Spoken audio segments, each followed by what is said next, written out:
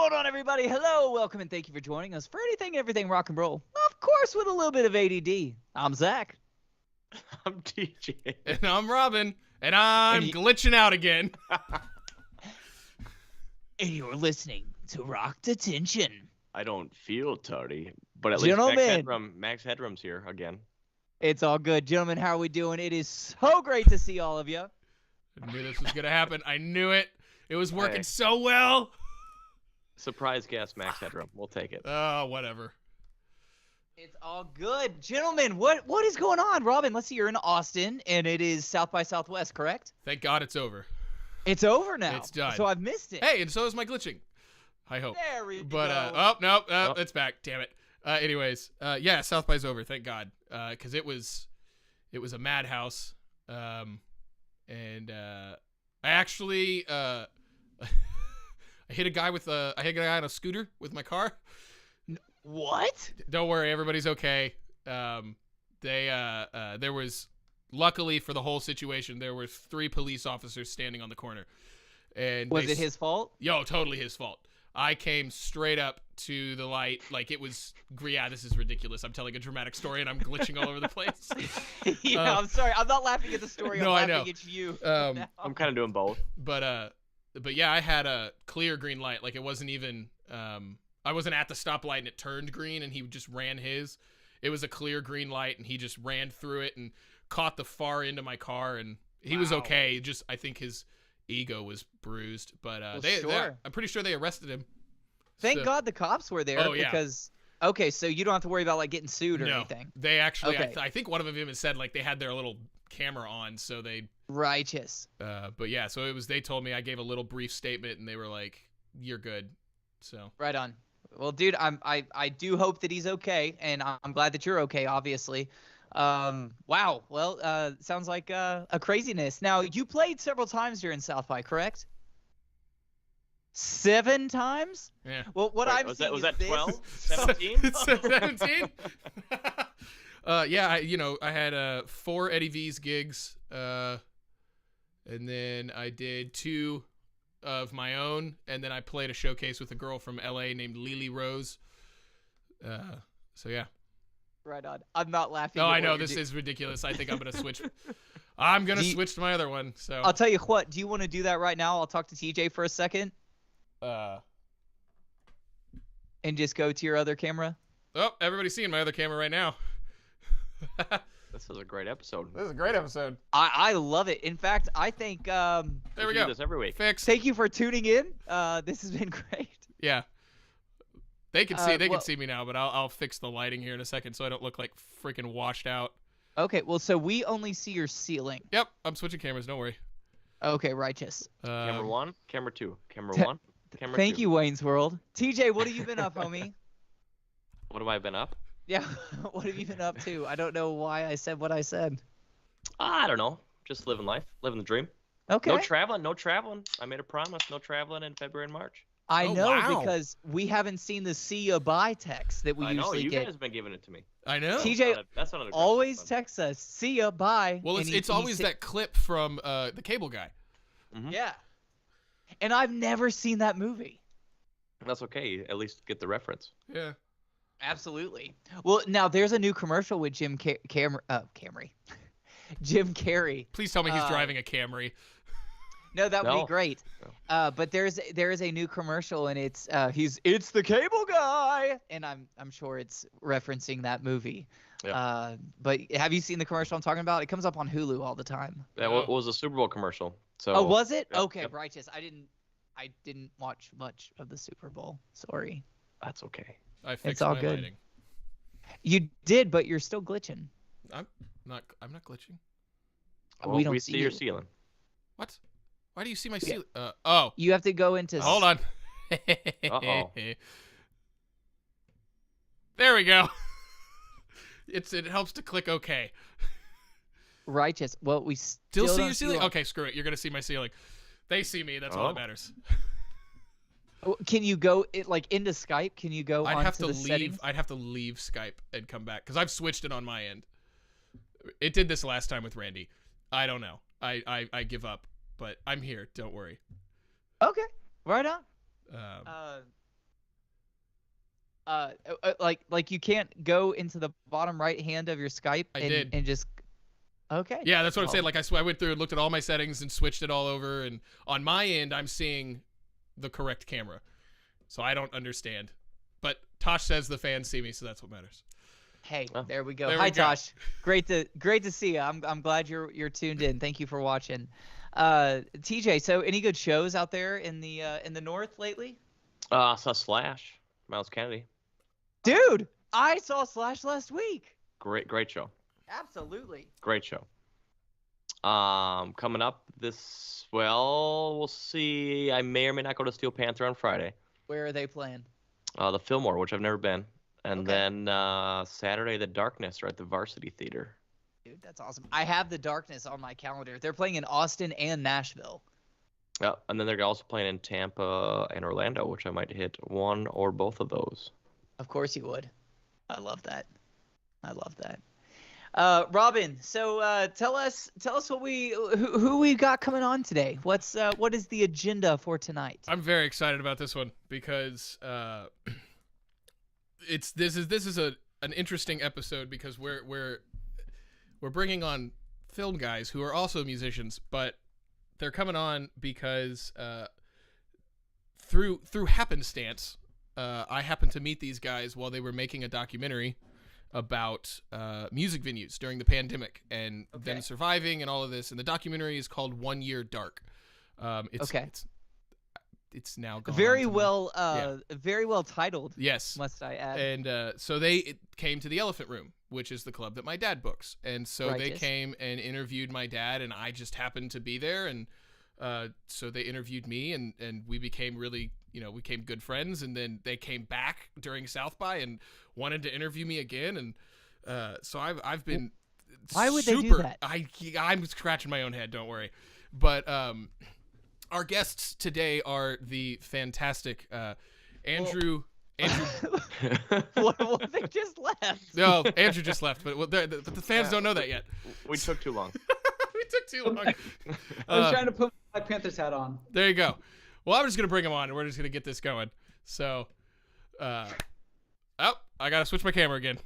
So, here we go. But you can't see me, but you can see them on the left side of the screen. That is Andrew. On the right side of the screen is Aaron, and they are the two that are masterminding the show 1 Year Dark.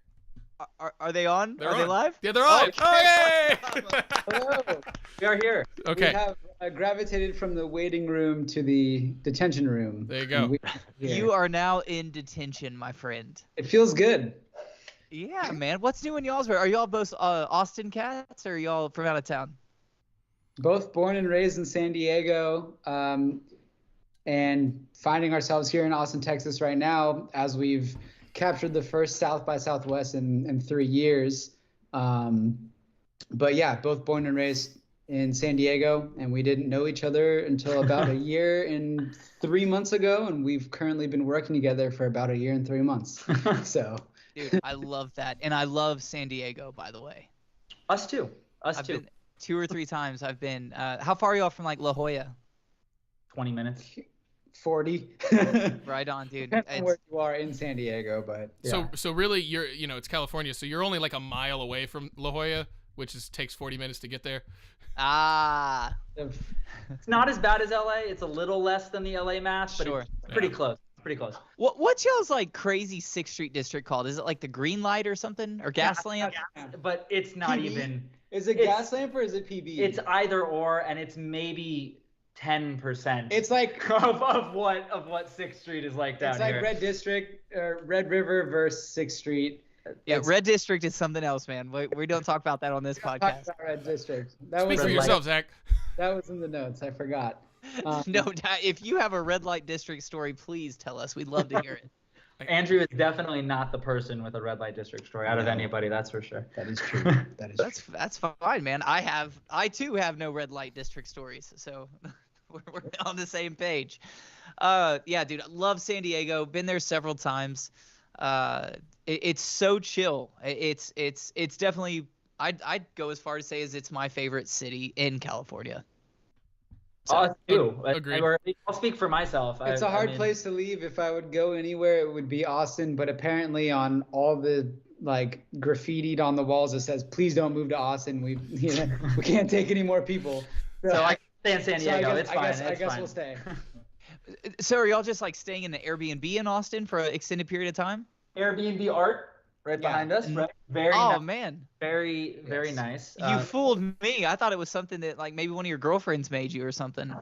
No, we happen to have all this production lighting and everything with us, so we just figured to, we'd spice it up a little bit. Hell yeah, y'all look great, by the way. Speaking of girlfriends, someone got engaged. Yes, I might have earlier today. I thought you were talking about me or TJ. I'm like, I was nope. like, what? No, but congratulations, Aaron, on your engagement. It was 10 years coming. So if you ask her, she might say it took a little bit too long. But it's all good. All good from here. We're very excited. So. Did you tell her it was worth the wait? I told Yes, very much so. Well, she's also your now fiance also is working on the documentary with you. She is what is her title for the thing? She's our production coordinator, also just kind of a general utility PA, and she's gripping and just kind of helping. Andrew and I both are wearing multiple hats for this documentary, so to speak, as it comes anyway. When you're kind of a 2 or 3 person production on something that would require a team at least 2 to 3 times the size of what we've been trying to do, everybody kind of just has to fill in wherever. But yeah, Michonne actually quit her day job about a month ago to come do some more travel with me and my company and this project. So That is incredible. How long have y'all been away from San Diego? Yeah, absolutely. That's awesome. I left town on March 6th. And I had 2 other trips before coming out to Austin, and he left. I don't remember, man. We've been gone. We were gone at least 2 weeks out of every month from May of last year through October. And so we've only had a little bit of time kind of at home through the winter months, and now we've been back out I've been on the road all of March, and I very well might be on the road. We're looking at having 1 or 2 days home in San Diego, and then going right back out to San Francisco to cover some stuff, and then maybe Red Rocks on 420 for a fun show. What show? I've never been to Red Rocks, but I love Red Rocks. Me either. But, so the band Pepper. They've been very gracious with their time and allowing us to interview them. We have a solid relationship with them and their record label, and we've been discussing going out to Red Rocks and filming them. Basically just, continuing to tell the story of how do you go from small clubs like the Elephant Room, like anything like that, to a place like Red Rocks. Yeah, exactly. Very cool. I would love to see or hear their answer and see their answer. I'm antsy at 1 Year Dark, not to get the plugs in too early, but there is an Instagram. Plug away, baby. We've got the trailer up on Instagram at 1 Year Dark, and we'll be releasing more fun stuff to that page as we keep going. So. Is it fully edited and shot? Oh, they're still shooting. The trailer is fully edited and shot. Okay, righteous. The other 20 plus terabytes of footage we have is not. We've been on the road so much shooting it. We haven't had time to really take and edit more than like 5 to 10% of the project at most of what we shot right now. So yeah, it's sitting on like 2 or 3 hard drives that we're still got 3 or 4 to be honest. I hope you've backed all of those up and shipped them to someone in another location. Yeah, we have them in 2 locations. Good. One on this side of the room and the other one's on that side of the room. There you go. So if a fire burns down the house, we're really gunning for only one half of the house. Gar, y'all are chancing, dude. Y'all are really living the dream right now. I have a friend who is a professional videographer, and he's always traveling as well. And I mean, it's very similar to the music world. Like when we're out on tour, the videographers are doing it too. So y'all are getting to live that rock star dream, and I'm super excited for y'all. I mean, what better city than Austin, Texas, to be stuck in for how long do you think y'all be there? 2-3 months? Well, no, we've been here for 10-ish days. But we also were here a couple times last year, like Robin mentioned. And then we'll have probably a small 3 to 4 days left to come back and still do. But we'll be on the documentary still for another 2 or 3 months at least in total. I will say, to your point of, like a musician touring, Aaron and I both have never toured as musicians. So being on the road as much as we have has kind of been our first taste into touring, right? In a way, I mean, yeah. I now will completely understand when musicians forget what city they're in. I get it, because you're so tired. You're so tired, and sometimes you just need enough energy to get up on the stage or an interview or whatever. Sure. It's been a process, man, but we're very passionate about what we do, and that's the thing that's been keeping us going. We've invested our own money. We've been lucky to get some financial backing spread throughout it's been like a year and 4 days since we started the project. Yeah. Wow. Filming March 15th of 2021. Yeah. So anyway, it's been a long journey, still going to be a long journey, but here we are, and we're happy to be where we are. So very cool. So this project you guys started filming this last year. In San Diego, yeah, we did the Belly Up, the Casbah, and the Music Box, and then we did the Viper Room, the Mayan, and the Silver Lake Lounge. Mm-hmm. Had a couple, 2 months break? Not even. Not even. And then we went from basically San Diego all the way up to Sacramento at about 24 venues, I think, maybe. Wow.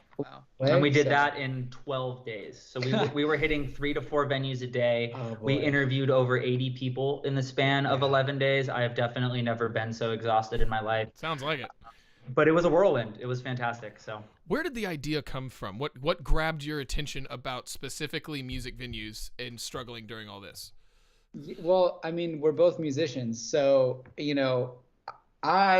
speaking for myself, I played, anywhere from, combining shows of mine, hopping on friends' sets, open mics, all those things. I was probably on a stage at least roughly 70 times a year, if not more, maybe a little less, who knows.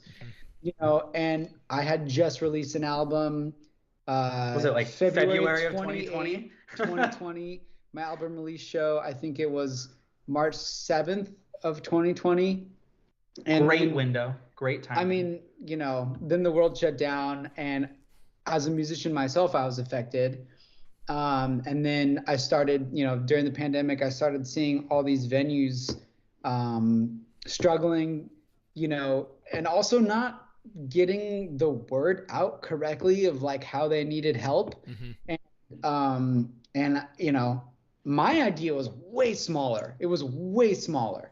I wanted to just do this locally with a few places that Tin Roof in San Diego, a place I had a residency at, maybe the Casbah if I got lucky. Did you say Tin Roof? Tin Roof, yeah. They have them in Nashville as well. Yeah. Okay, so same company. Yes, it is. They opened one in San Diego. Yeah. I played a bunch. Wow. Of Tin Roof. Did not know that. Okay, cool. Small world, isn't it? Yeah. But anyways, and then, at some point during the pandemic, I was just on Instagram and I saw some really cool video work being done by a company I'd never heard of. And then that's when I sent a message to this guy right here. And then we connected over the pandemic. We kind of started discussing this idea. Aaron, again, being a musician, understood the topic very well and was able to kind of, help really magnify this idea, along with a couple other producers we've had along the way who have been a huge asset to getting us to where we are today. And yeah, I mean, that's kind of the background. And I come from more of the music side. Aaron comes from more of the film side. We both also really understand this project, and we can approach it from both angles so well. And I think that's what's kept us working on this project together this entire time. We've been able to help each other out, in those moments of tiredness. It's been stressful, but it's been a good dynamic and a good project the entire way. Well, I think it's a very fascinating project to me, because so many people that I've met throughout my career have either been a part of documentaries or been in documentaries and all this kind of stuff. And I've always loved documentaries and watching them, but the thought of putting one together, it's like, a film, you have your scenes, you have your script, you have your scenes, you shoot, X amount of scenes, and maybe there's a few extras, and then that's what you compile. But when you're doing a documentary, as you said, you guys had 20 terabytes of footage. We just did 1.5 terabytes in South by. Just this week alone was 1.5 terabytes. Was that total with all the cameras? Yeah, that was total, but that's just this week alone. So it's probably well over 20 at this point. Are y'all shooting in 4K? Yeah, 4 or 6K, depending upon what cameras we're using. But yeah, some things 6K. Okay, and how many cameras are y'all shooting with? Anywhere from 1 to 3 at a time, depending. Wow. Yeah, that's y'all have God bless your editor. Good Lord. Just like the thought of where do you begin? Where do you do? So I'll ask this because I've always been curious. When you're shooting a documentary, is there a moment where you have an interview and you're just like, that's what we're starting with, that's the beginning of the documentary, and then vice versa, you see something and you're just like, that's the end. That's how we wrap this up. In a way, yeah. I mean, we've it's evolved. I mean, there's no way around it. I mean, like Andrew said, we started this when nothing was open, and we had especially in California being one of the strictest lockdown states in the country, we had no idea when anything was going to open in March of 2020. Even in May of 2020, when we were out up in San Francisco, the governor still hadn't set the June 15th date. I think that came maybe 2 weeks before June 15th, as we were interviewing venue people around this time, and they're like, the governor's not going to have this planned. He's just going to one day say everything's open up again, and then we're just going to have to figure out how to deal with it. Yeah. And that's exactly what happened. And then it became us kind of chasing that story around the summer of venues are reopening, trying to cover the reopening shows, even though we're very underfunded at that point. Just the two of us with no budget. Yeah, exactly. So, but over time, I think somewhere over the summer, we kind of started breaking this down to about 3 major pillars. It was in Austin when we started. It might have been in Austin, yeah. And we realized that, these venues can all be connected through these 3 pillars. One of them is kind of the most common one. It's that they're a stepping stone for musicians, right? It's kind of what we've already talked about. You can't play the Moody Theater without playing something a lot smaller first, without playing an open mic. You can't get to these giant rooms without playing the 50 cap, the 100 cap, the 500 cap. So that's the coffee shops. Exactly, right? Mozart, if you don't play Mozart's Coffee, right, yeah. Robin? It's that trajectory up that pretty much every artist has to follow. Right. And then continuing into that is these places are obviously community hubs. They're community of musicians. They're the community of venue workers who all kind of have a similar common experience and become very, most of these clubs are like family. A lot of these longtime venue staff would say. And then they're also community gathering places for literally us, people who like music, for the public, for what's the line we like to say? You could be at a show with 1,000 people you don't know. You guys might not have anything else in common except that you all like that one band. Yeah. Mm-hmm. And that you only get that at a live music, you only get that at a music venue. You're not gonna go to a restaurant and have a best friend hey man, what'd you get? Yeah, you're not suddenly gonna. Yeah, exactly. Well, in my defense, I actually will look to the person next to me and be like, "Yo, dog, what are you eating?" Because that looks great. Well, I've done that before. I do that too, but it's a lot more weird when you try and get their number and yo, let's hang out after. It's not. Oh, every time. It's not even a little weird. So what you should do is next time you ask them, just go in and just go boop when you go to shake their hand. There's no booping. I've been debooped. I'm not allowed to boop people anymore. Thanks, Ryan and Meg. Yeah, and just to finish this up, the third thing, as we said, the story has evolved. This is the one that we didn't know until we really started getting into the weeds, was how much independent music venues support the local economy. There was the stat that for every $1 spent at the music venue, there's $12 that gets transferred into the local economy. Whether that be dinner, whether that be drinks, whether that be, supporting a local brewery, merch, a babysitter, gas to get there, a babysitter, flights. Some people fly into shows. Think about an Uber, hotels. Yeah, it kind of is endless. the ecosystem that and obviously the people the venues employ, and the stagehands who come in on tour. It's almost like this never-ending.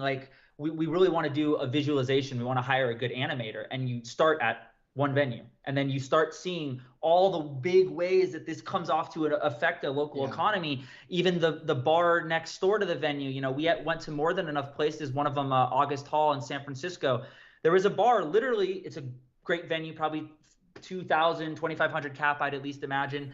And right next door, there was a bar. But because of COVID, the bar like had no people to come into it, partially because of the music venue, but also partially, you know, just because of COVID. But it shut down. The bar wasn't able to withstand, and you know, now there's no more neighborhood bar right next to August Hall in San Francisco. Duende. Or I mean, yeah, there's kind of an endless amount of these. I mean, go to any independent venue in Austin, you'll see the food truck, you'll see the restaurant next door. So, and you know, a lot of times, not to at all take it to politics, but sometimes governments don't see that arts are actually like a viable thing to invest your money in. Like arts do make money, even though sometimes as we all go around investing our own money in the projects, it's hard to see that, you know, they're good impactors of a community. So yeah, I was actually thinking that. I was like, so what you're saying with all of this is that the arts are important. Yeah, who knew? We did. We knew. Right, we knew time. But so you. Sorry, Robin. No, go ahead. I was gonna just continue the conversation. Did you have a question? I was gonna say, before I forgot about the Viper Room. Like, are you guys gonna go back there, or just kind of do the Viper Room? Because like, I heard that's turned into like, I'm sure a hotel or apartment district, but they're gonna still have like the Viper Room nostalgia. But I mean, that's iconic. Yeah. For numerous reasons, good and bad. Yeah, I mean, you know, we started the filming when places like the Viper Room never knew if they were going to open again. I mean, that is history. That is 100% history. We have history captured here. And that's, you know, yes, we're excited about it, but we're more so passionate about shining the light again on why these places are important. Why are the arts important? Why do we deserve to be in the spotlight now when typically the people behind the scenes are not the ones in the spotlight? They're making people, you know, making it able to produce the shows and whatnot. So yes, we are planning on going back to the Viper Room. We have a few more interviews with the staff and a couple of musicians set up there. But that is case in point, you know, what the documentary is about. So I don't know if it's COVID or what, but I just know I heard about that new project that it's like Viper Room's gone. It's gonna be like an apartment complex or something like that. They're still gonna have like an ode to it or like a Viper Room museum or whatever, but it's still like people 3 years or 4 years from now will have no idea like what the Viper Room ever was. Yeah. That's why we're pointing our cameras at it. And yeah, I mean, and again, that's like Aaron's point of view on this. I don't want to speak for him, but I know he wanted to shine a light on these venues and capture what these venues look like, because for all the people who had never been there, for him and for me, we'd never been there. And also we wanted people to remember this time in history, you know, and Viper Room fits so perfectly into this story. Yeah. Hell yeah. So you guys basically... Welcome back, Robin. Oh, it worked. Hey, I'm here. Cool. Nice. Apparently I chimed in, or I came back into the Skype thing. Anyways, hi. So you guys basically got your camera gear. You got this idea. You talked it out. You got your camera gear. You did a few interviews around San Diego, and you just went. Like when you guys decided to go elsewhere outside of California, what was the first city that you were like, okay, let's go here and talk to these venues? Was there a venue that drew your attention, or was it a city? Do you already know the answer to this? Is this why you're prefacing? Because it's the Elephant Room in Austin. So I didn't know that. Yeah, so it was around July or so. I saw a Yahoo News article. Austin Club has to close down second time because of COVID spike. It may not have been July, it might have been August, but it was right around there. And I was read this in 2020? No, 2021. Last year. It was July. It was July. I know. Yeah. So I see the interview. We see Mike Mordecai is the name listed in the article, giving off all the things. So it was like, okay, well, we didn't get to catch any reopenings in Austin, Yes. hypothetically, right? Yes. Because we weren't there when all your venues reopened in May of 2021. How could we? Yeah. But since the Elephant Room unfortunately shut down again, we were like, okay, we can go into Austin using the second reopening of the Elephant Room as kind of our intro into the city. Yeah. And so we had a phone call with your dad, and it was he was super into the project and was so down to help connect us to I think he gave us Joe's name from Saxon Pub, and then we also got connected to some of the fine folks over at Hotel Vegas, Hotel Hot Burrito. They own Hotel Vegas, kind of tropical, and a chess club. What was formerly Barracuda down on 6th Street. Now the Joe Rogan Comedy Club, whatever that's called. Wait, Barracuda. Where's that at, Robin? It was. No, you know what? I'm thinking of Barcelona. It's on Red River. It was 6, whatever. It's on Red River, and I think 6th or something like that. If that even crosses, but. Oh yes. I know exactly. Yes, I know. It's on Red, like over by Stubbs. Yes. Yeah. It's across this. I'm pretty sure it's either one block up from Stubbs or across like. Okay, right on. It's left side. Kuda was here on the right side or something like that. Yeah. Yeah. But the plan was always to go out to Austin. Yeah, it was one of the hubs regardless, but that was that was actually the first place we expanded out to outside of California, because we felt at that time, we wanted to make it a series, but at the time we'd only covered California. So we were thinking like, okay, is this just a California documentary maybe, or, how's it going to work out?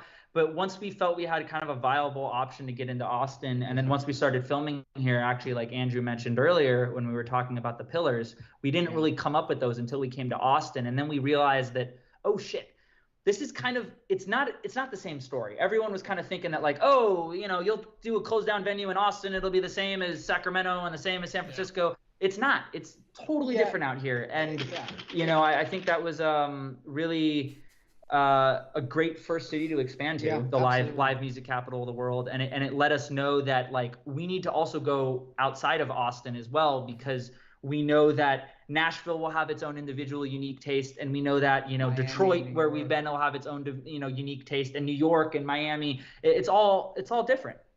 Even though those pillars kind of became our guiding points, that could be the same at each location. It's similar, but it's different. Similar but different. Well, cool. I didn't even know that there was a Yahoo article.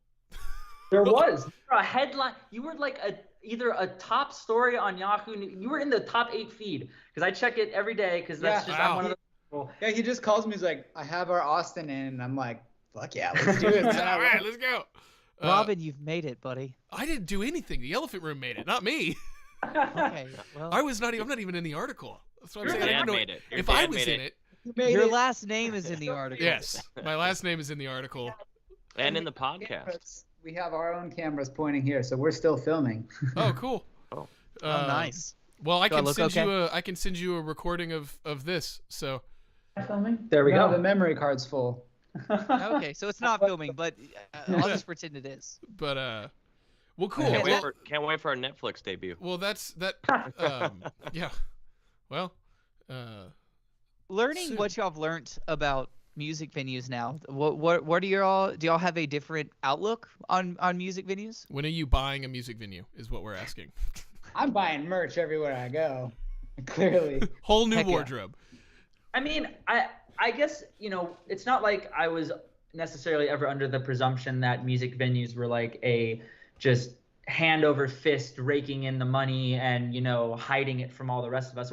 As I think people said at the start, you've all been in a music venue, you've seen the scuffs on the floor, and it's like they weren't really raking in the dough, most of them, independent clubs especially, right? But I think learning how truly the stat that was given to us from NEVA, which was kind of the group that formed of all these independent venues that helped do the lobbying. I know, again, not politics, but sort of politics, for the Save Our Stages bill. Yeah. Basically, without that bill, they estimated that between 80 to 90% of independent music venues would have had to close their doors entirely and never would have opened. So without that kind of influx of funding from the last COVID bill, it would have been a really mass extinction event potentially of some of these venues. So that was the most shocking thing to learn, that they were already on really not solid footing before COVID. And luckily, I think some of the things we learned in California too, that the pandemic is actually helping change for the better, is venues were held to a lot of their own specific types of regulations. And even though if they served food, they had to get their own different type of liquor license that was more expensive than a normal liquor license. And there were a lot of these really weird things that COVID at least helped open up the door to, like, the government officials now know that this has kind of been a fucked up way that music venues have had to operate. And they're at least starting to change these things. Mm-hmm.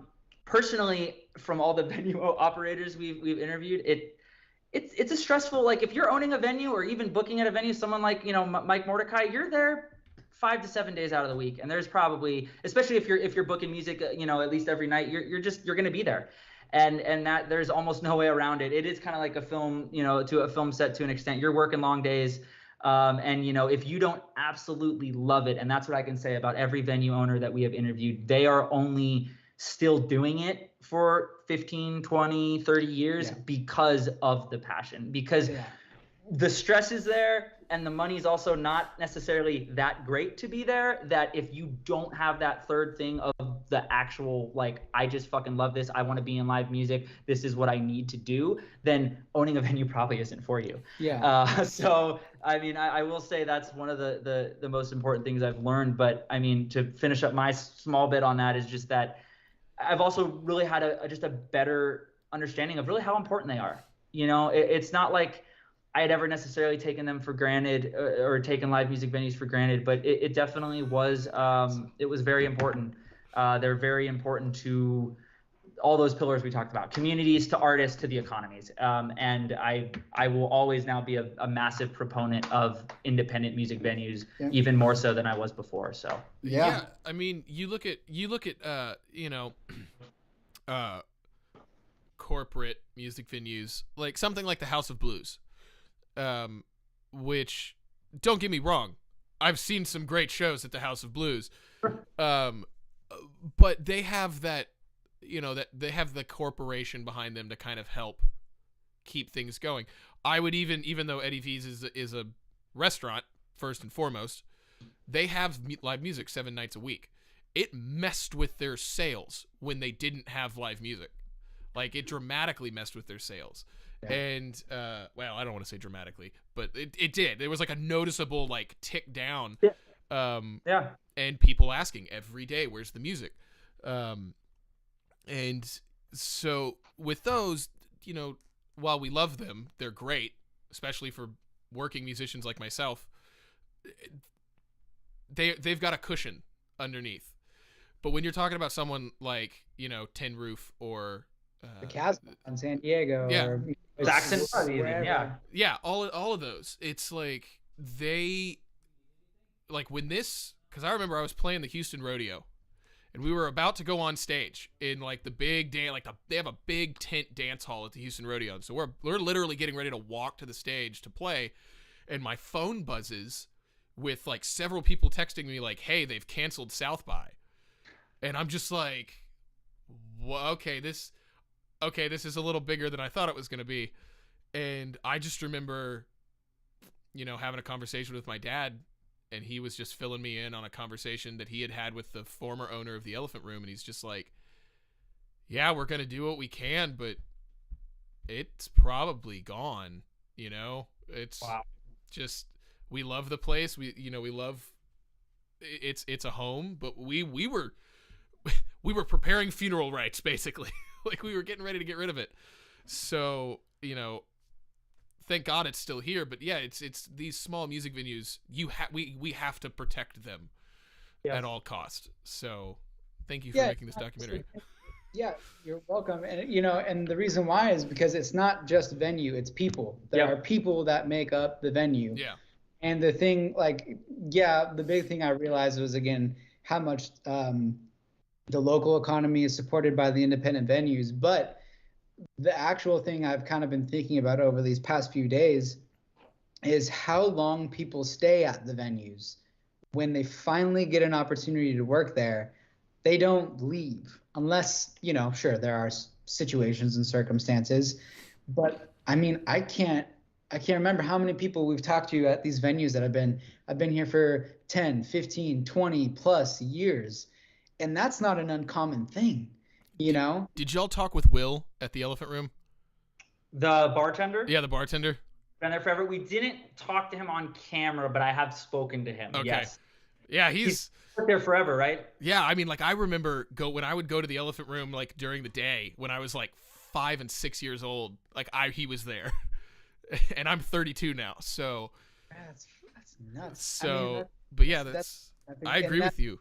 That's a story that can translate any city, any state, any place.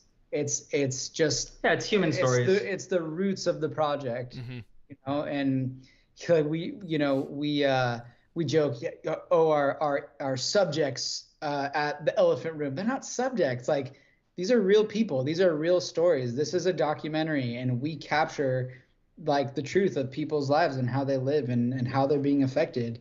And, you know, we also have to try to be very respectful of that, because we are capturing real and raw emotions. That's what this is about. So just, I don't know, there's a lot of real stories in this project, and, you know, the story is what makes it unique. And we're fortunate and very fortunate to be in the position to work with all these amazing people and venues. Mm-hmm. When y'all are filming at these venues, is one of y'all guiding the interview? Do y'all switch off every day, or is it usually the same person that? I mean, generally, like I was saying, you know, even though we're a two-man team and we definitely have quite a bit of cross between the roles we do, I am, you know, the listed director of the project. So generally, I have led all 100+ interviews that we've done. And Andrew, though, is the director of photography, so he's basically in charge of camera, of shot selection, of you know, what our frame looks like. But there is a lot of cross between both. I'm obviously checking the frame. He's also asking questions once I'm done with my lot of questions. And a lot of times, I mean, his end wrap-up question or two will get us an amazing answer, because I've been so focused on my point of view and my questions, and then Andrew comes in with something and asks it a little differently, and it's like, that's the answer we needed. It happens more often than not. And that's the point of, we both come from, like, we both understand this project from different angles, and that's what makes it so great. Yeah. That's what makes the questions and the answers and the whole thing so good from every angle, is because we understand it from, you know, more than an angle. And it's fun to be a part of. It is. Yeah. Love that. So to move slightly sideways for a second from the film project. We can't talk about anything else. This is my life the last year. Yeah. So to move. What did you have for breakfast? Yeah. What are you eating? Documentary? Wait, what did he say? My headphones just cut out. Oh, he said. You asked what did he eat, and he said documentary. All right. There you go. You live, breathe, the eat. first time around, obviously. It's fine. It's fine. But so I'm gonna go to Andrew first. You, right before this pandemic started, you had just released an album of your own music. You want to tell us a little bit about that and that experience? I will say 2 things I've learned. I'll start with the second one. Don't release your album before a pandemic? No. If I hadn't released the album then, I don't know when I would have released it. Yeah. So, yeah, I caught it on the tail end, but that's something I had to realize along the way. My album release party was still one of the last things people attended, and still for a few people is still the last thing, because not everyone has gone out yet. Yeah. You know, like, not saying like I take pride in that, but, you know, it's kind of cool. When was your album release party? It was like March 7th or March 8th of 2020. Wow. Right under the wire. Saturday, whatever that Saturday was. But and then, you know, of course, the other thing I learned, which I guess you live and learn, is have all of your promo for your music done before you release it. Don't make it up along the way, because in the 1 in a million chance there's a world pandemic happening and you can't do more content. Have it ready. I'm learning that one the hard way right now. That is what I've learned in a big way. And I took your lesson and have been secretly recording an album and Yes, won't release it I mean, until right? whenever it We're happens. gonna get to you, Aaron. No, but that's valid. I mean, and I did the same thing. And there's a lot of musicians that took that pandemic time to record more music, as you know, we all should. Exactly. As you know, I guess that's where my brain immediately goes to when you ask me that question. You know, I don't know if there's anything else that I learned. It's just Plug the album. Yeah, ready. plug the album. What's the name of the album? It's great. I like it. It's called In Seasons. You know, just about the different times in our lives we go through. That was a big learning lesson for me, just coming up with that concept and that title, getting to that point of realization of, you know, the only thing constant is change, right? Mm-hmm. And that's a lot of what the album's about, but it's every song's topic still fits within that theme.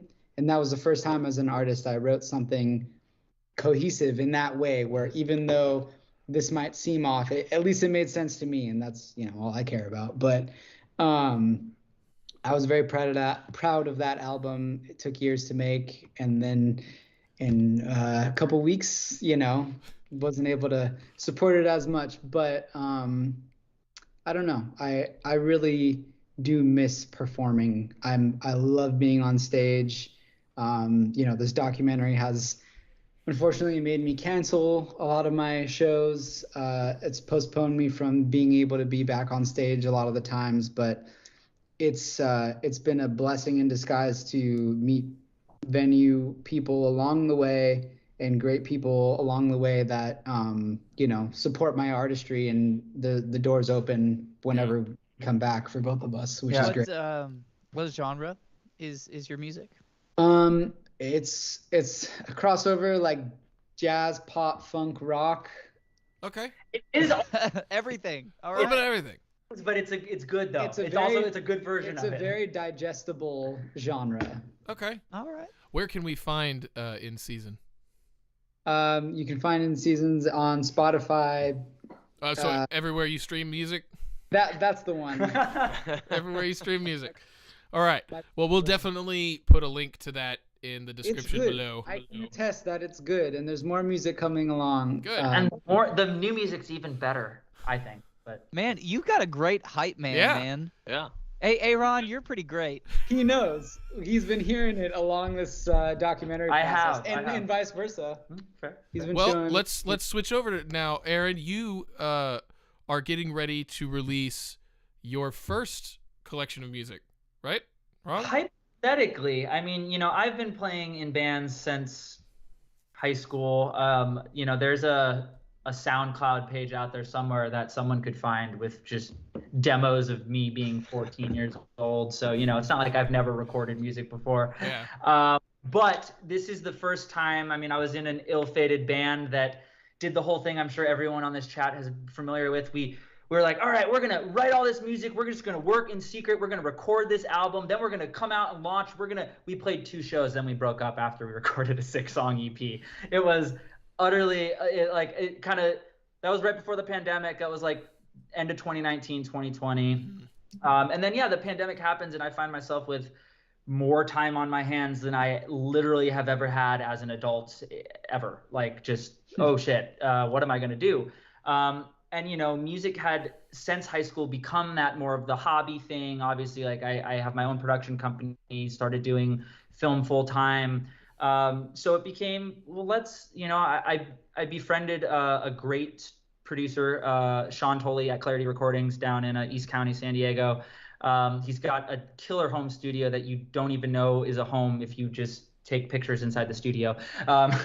He's invested so much into this place. It's fantastic. And basically, I just started recording with him. We did 6 covers at first. I just kind of picked 6 covers of some of I called them the lesser known songs of my favorite artists. Songs that like you wouldn't. Like who? I mean, let's see. I did a Foo Fighters song, a Frank Turner song, a Revivalist song. I did a Patty Griffith cover, who's an old folk singer, but I also did the version of the cover was inspired by Dustin Kenshrew, the lead singer of Thrice. Oh, wow. He did a cover of Patty Griffin, and then I did a cover based on his cover of Patty Griffin. Robin, I'm telling you, we make a good show. The three of us. Let's see, who was 5 and 6? Gosh, if I can even remember. I can't, which is funny enough that I can't remember all the songs I covered. You know but, who you should cover? Who? Me. You? Oh, and Andrew Barrack? Yeah. You cover one of mine. We'll make it all There we work. go. But the covers just kind of easily bled into like, okay, I've been writing original music for 10 years. My producer basically kind of used the funds I paid him for the EP, thank you unemployment, to help his studio also kind of jump the next level, and he bought like the top of the line mixer that's in literally every studio out there. And so I went and tracked, I started writing songs with him. We did pre-production together, and I basically wrote my album with my producer. I basically wrote all the lyrics and kind of came with song ideas that were a mix between 90% done and 20% done. And we wrote 12 originals that I am like so fucking proud of, just for myself to just finish through. I mean, I never expected the first thing I put out there to sound as like professional quality as any. I can compare it to anything, and you can't go backwards. No, there's no going backwards either. You have to go forward. So I mean, you can, you just don't want to. Exactly.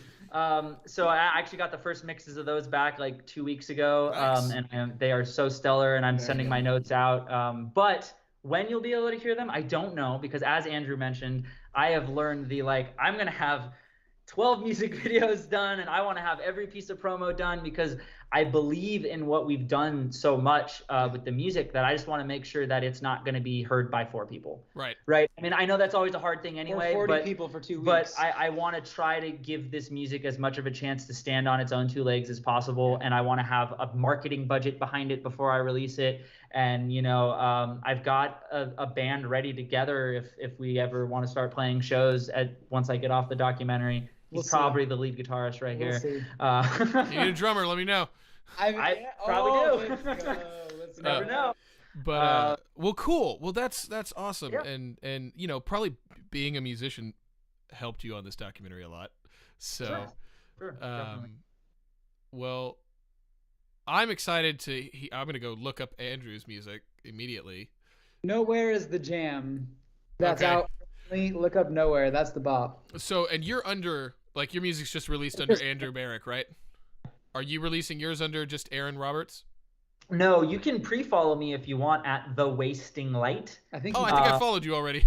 I'm a public You're page. one of his We 3 haven't followers posted so yet, far. but if anybody wants to I get don't out even there, think he follows the page yet. It's like I you, don't. me, and like maybe I the think one it's year Stover, dark one of my yeah. barbecue producers. Yeah. Shout out Stover. There you go. Well, I mean, do y'all have any other questions? Zach, TJ? Anybody watching have any questions? No, Well, okay, hold on. I got something. This is off topic a little bit, but you guys are San Diego boys. It's been a while. I can't remember if it was Pacific Beach or Mission Beach. It was Probably like Pacific. I don't know where it was, but like the Pacific Beach. biggest what you said? like pizza I've ever seen in my life. That might be Mission Beach. I think it's don't know. actually Pacific Beach. It's funny that you. That's what I was curious about. I can't remember which beach it was. I just know there was like Tony Hawk videos, like old VHS tapes going on in the background, and the dude had like a shovel, like Uncle Buck style, getting the pizza out of the oven. And then he had to twist it out the door. Like the delivery guy's like, I'm gonna do this. Is it like Lefties? It's Big Lou's. Big Lou's. Is it yeah. Big Lou's? No, wait a second. That's No, the San that's- Antonio. Or are you Yeah. talking? Is it Brothers? Is it? It's Pacific Beach. Pacific There's a Beach. giant pizza. I'm Yeah, pretty sure I that's was what right it the is. first time. I was just forget. So I was thinking it was Pacific Beach. So I'm just curious. It's been so long, but I want to go back there and like actually try that pizza. I was just there like hanging out, like, wow, this place is crazy. Can we flash to now a montage of us all at that pizza spot eating? That's what I'm thinking. Yeah, I'm getting I wish. documentary ideas. Go. And I wish, if this wasn't live, we'd do that. pizza. Well, see, now I want pizza. Yeah. Pizza for no. dinner. Pizza for dinner. You know, we still haven't eaten dinner, so there we go. What do you mean? Now You ate Hot Dotties? That was yesterday. Oh, I guess I didn't look at the. Creeper, what are you Hours watching? What they're eating? They come up on the. Hours ago. Robin's making a documentary of them making a documentary. Is before that. Okay. Well, I love that. have y'all been to Home Slice yet?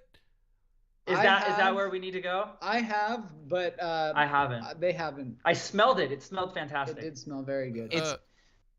We're gonna get into a fight real quick, yeah. Oh God. I walked What's through the better bats. I pizza, walked Zach? over the bridge through a swarm of bats to get Home Slice. Yeah. Okay, I will say Home Slice is phenomenal.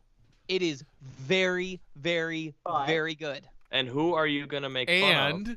Or say that's not as good as Home Slice or better than Home Slice? That's not gonna be on the show. Well, let's say it this way. It's not that one's better. Zach, what's your favorite pizza in Austin? Are you gonna go Domino's? God, I will reach through this screen and slap him. I'll tell you what, the thin crusted Domino's is pretty awesome for $5.99. Just saying. Yeah, if you're really drunk. My favorite pizza in Austin is no longer there, but it was called Frank and Angie's. Oh God, you're right. Fuck. But yes, Home Slice is my favorite pizza in Austin now. You know who also is really good, Robin? Out in Bee Cave. You know where the H-E-B is at Bee Cave Road and 71? Yeah. There's a place in there called Yagi's, and it's New York pizzeria. Really good. I don't think I've ever had it because Tony C's has really good pizza too. Tony C's? All right. Absolutely. It's a little drive from y'all, but where's y'all's Airbnb? I mean, I don't want to. The address? No. we're basically on First Street. We're very South First. Very close. Yeah. Right. We were 5 minutes from basically everywhere we need to be this week. Right on. Have y'all been zip code? No. Don't actually know off the top of my head. 78704.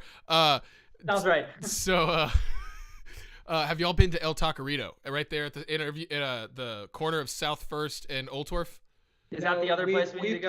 We passed it a few times. It's a pretty good little like taco shop. If you're wanting tacos, like it's worth it. And if you like horchatas, best horchata in Austin in my opinion. Is it straight horchata or like boozy horchata? Because no, sometimes you can either get it. You can either get it straight horchata or what they call an equinox, which is coffee and horchata.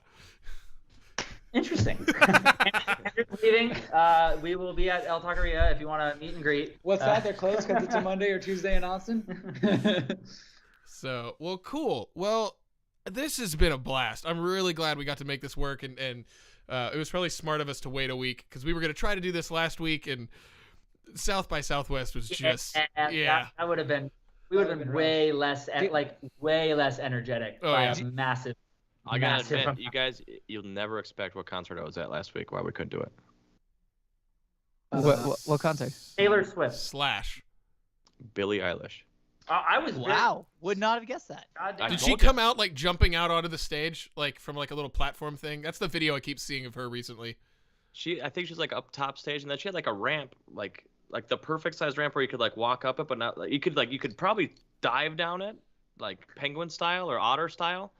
But like it was perfect, like walking up, get a good calf workout at the same time too. So I think that's The next time you see her, can you please picture our project? Yeah, we would like to speak to her. We have a lot of different. I did. I was prepared. That's why we didn't do the show last week. Oh, okay. I was pitching it. You put her in touch with Janet, our team. Yeah. Yes. Okay. Cool.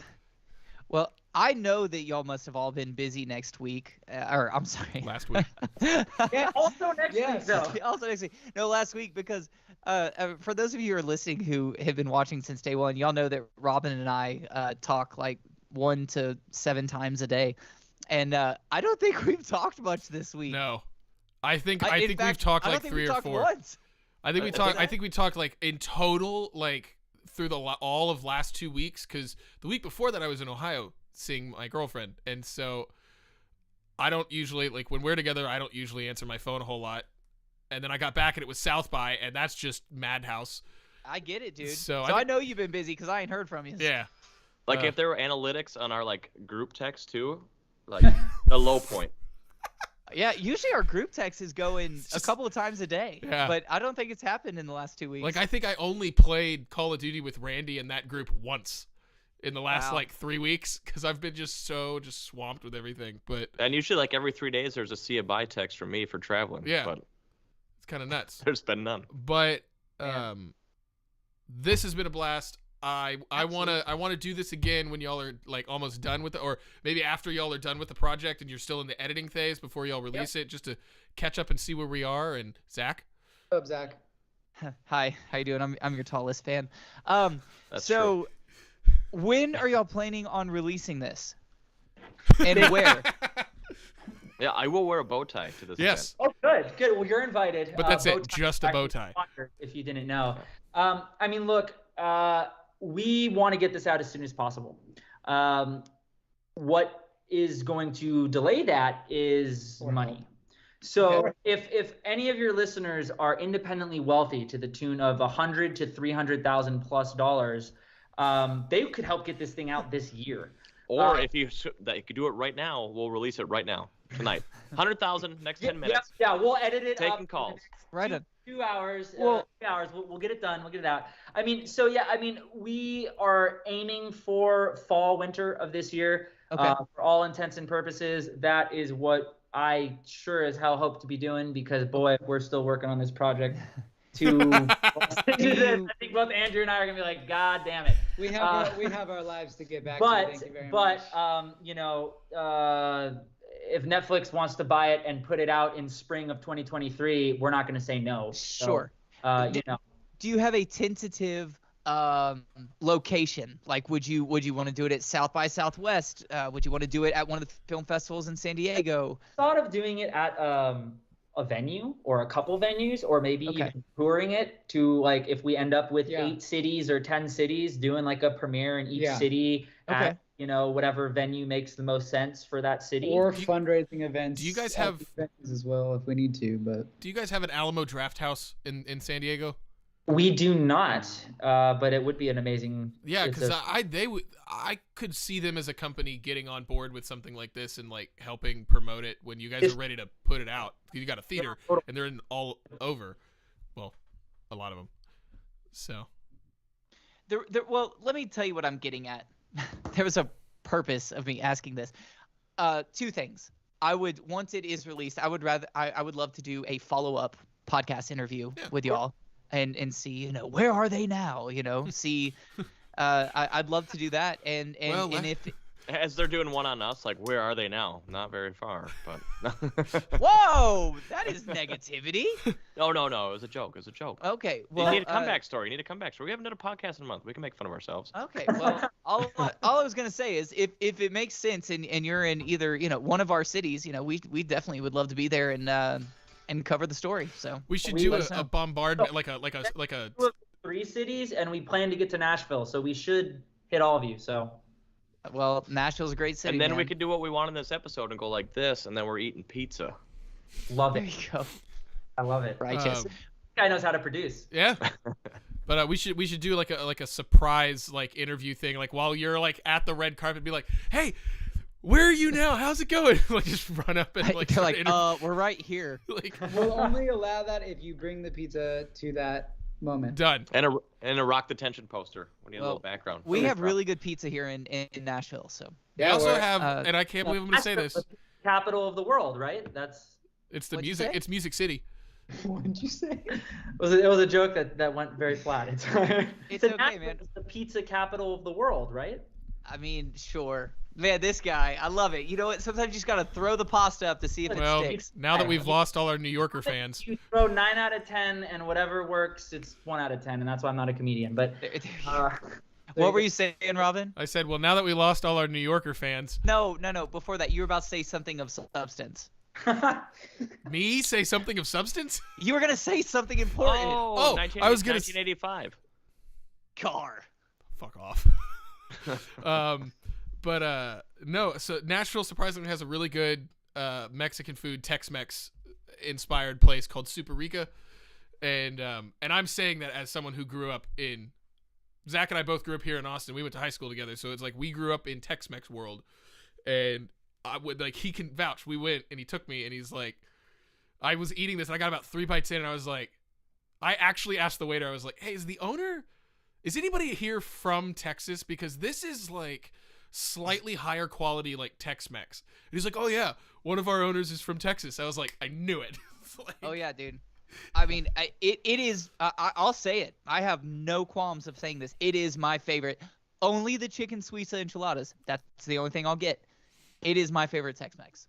The beef. I have no doubt in my mind. The beef enchiladas there are really good too. We're there in a month and a half, hopefully. Well, hit me up, get my info from Robin, and we'll at least go do some tacos some enchiladas, or some Nashville hot chicken. Oh yeah, you almost lied. You should go to Hattie B's.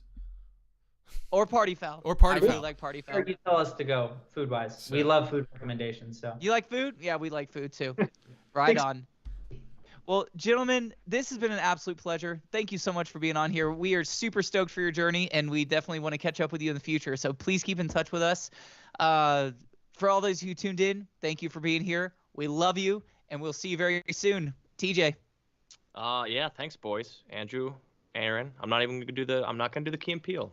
I was very tempted, but I'm not gonna do it. I'm gonna hold back. Son of a.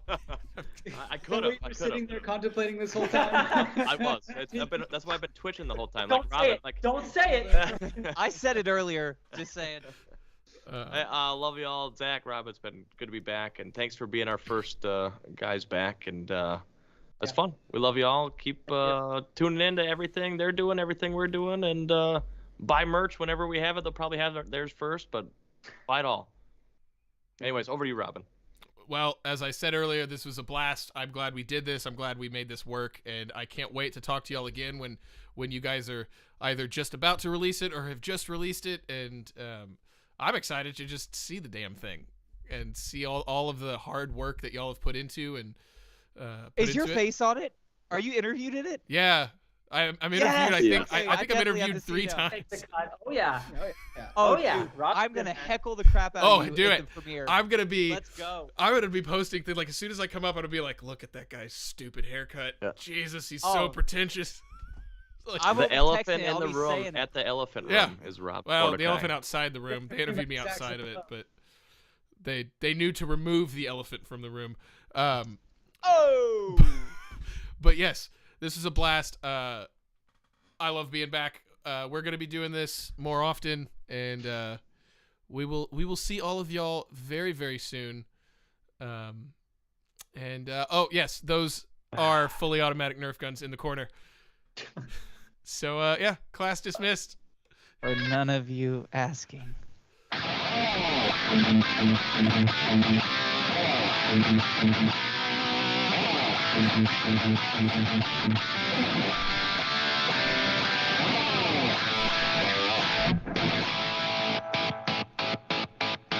Is this thing still on? I'm gonna cut back for a second. They were dancing and like with lights, and I was like, "Oh, we faded to black." Oh, but they were dancing. Oh, bummer. I thought that was gonna be our best ending ever. Well, it might have been. Is this thing still on? Yeah, it's still on. Oh.